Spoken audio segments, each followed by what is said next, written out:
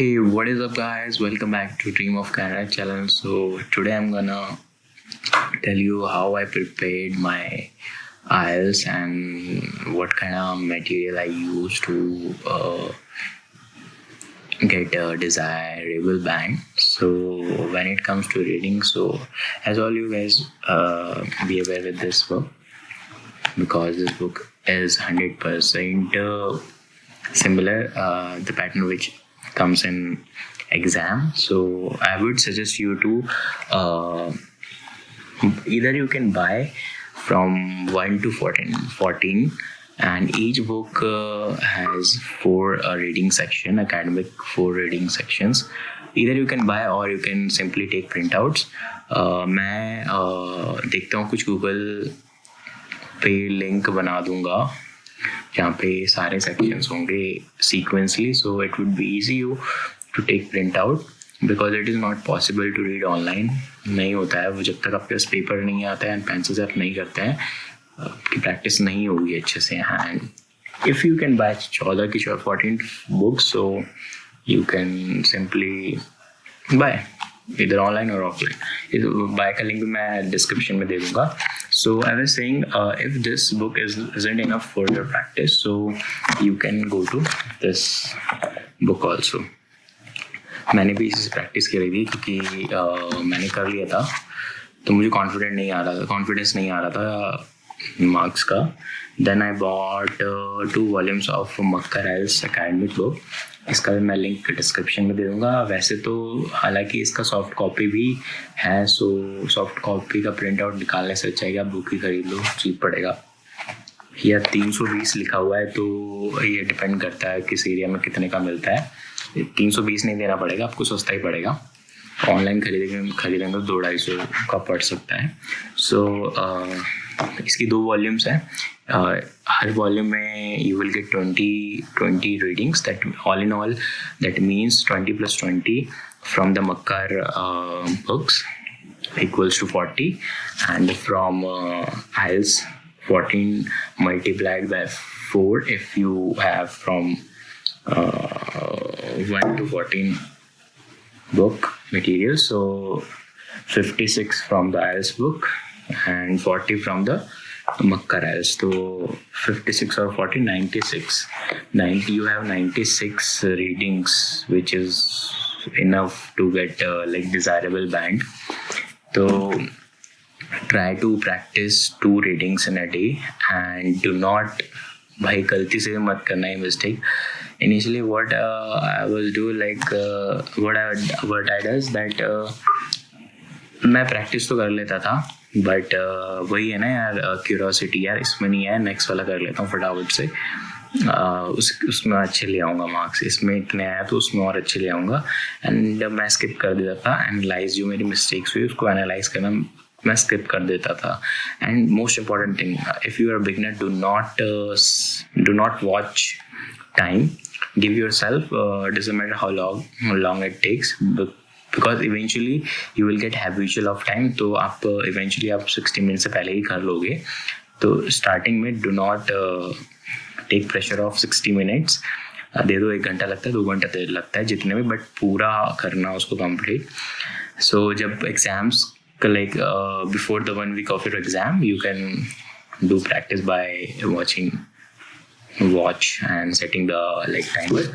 So I was saying do not skip your analyze करना skip ना करें. अगर like आपके 30 करेक्ट होते हैं आउट ऑफ 40, 20 करेक्ट होते हैं, 15 करेक्ट होते हैं. जहाँ पे मिस्टेक हुई है, हेडिंग्स में मिस्टेक हुई है, ट्रू फॉल्स में मिस्टेक हुई है, फिल इन द ब्लैंक्स में मिस्टेक हुई है, जितने भी इसमें होते हैं उसको देखो आपने कहाँ मिस्टेक करी है, कैसे मिस्टेक करी है, उसको ही एनालाइज करने के बाद ही आपका इम्प्रूवमेंट होगा. मैं क्या करता था पहले, जब मेरे 4.5 आए थे, मैं क्या करता था, पहला कर लिया रीडिंग 3 सेक्शन में, उसके फटाफट आंसर देखे, भाई यार शिट मार्क्स नहीं है, 20, 18, 17 जो भी है. फिर क्या करा, 10 मिनट के बाद थोड़ा ब्रेक लेके दोबारा करना शुरू कर दिया. इवन एक दिन में मैंने 4 रीडिंग करी है, वो उसका कोई सेंस नहीं बनता था. मुझे बाद में रियलाइज़ हुआ, अगर आप कर रहे हो भले 1 रीडिंग कर लो, लेकिन उसको एनालाइज अच्छे से करो. ठीक है, रीडिंग सेक्शन डन.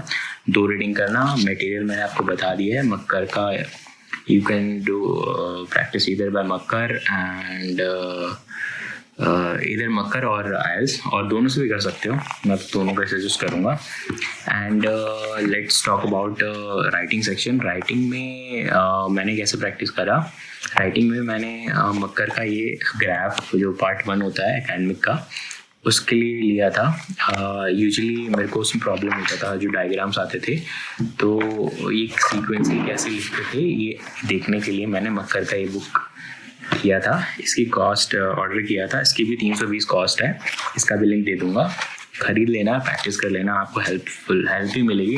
मुझे अच्छा लगा, मतलब बहुत ही सिंपल लैंग्वेज में आप कर लोगे राइटिंग.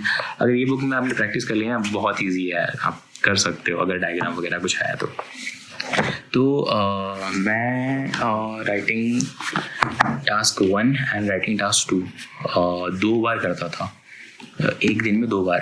सुबह एक बार राइटिंग टास्क 1 किया एंड राइटिंग टास्क 2 किया, और उसको टाइम देख के करता था. इनिशियली आप स्टार्टिंग में ठीक है टाइम मत देखना, गिव योरसेल्फ कितना अपने थॉट्स को ब्रॉडन होने दो. एक्चुअली क्या होता है ना, थॉट का ही प्रोसेस है पूरा राइटिंग में. अगर आपके थॉट ब्रॉडन है, आपके पास बहुत मतलब थॉट्स हैं, बहुत सारे आइडियाज़ हैं, तो it is very easy to get band in writing section. तो मैं वही इसी डायरी में मैं प्रैक्टिस करता था. 2 राइटिंग करता था मैं इसमें है बहुत सारा है. ऐसे पेंसिल से मैं दिन में दो करता था.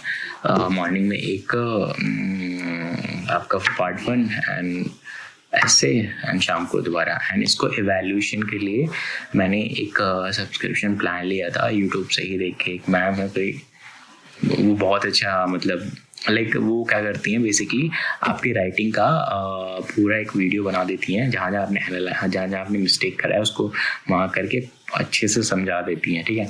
और गारंटी है, लिख के ले लो, कोई भी टैम्पलेट्स यूज़ मत करना. भाई मैंने रात के 3 बजे तक चेक के टैम्पलेट्स को लिखे हुए हैं, इसमें अभी भी टैम्पलेट्स पड़े हुए हैं, बहुत अच्छे हैं.